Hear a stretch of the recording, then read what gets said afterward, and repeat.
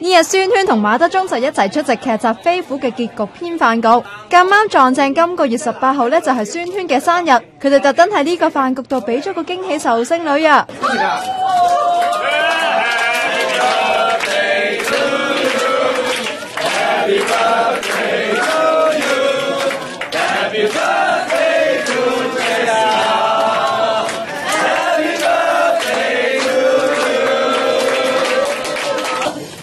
我希望我歲數同收視一樣。想收視同你嘅歲數一樣，咁即係幾多呢？今年係人都知㗎啦，42啦，係啊 ，OK 啦，收視啊，42 OK 啊。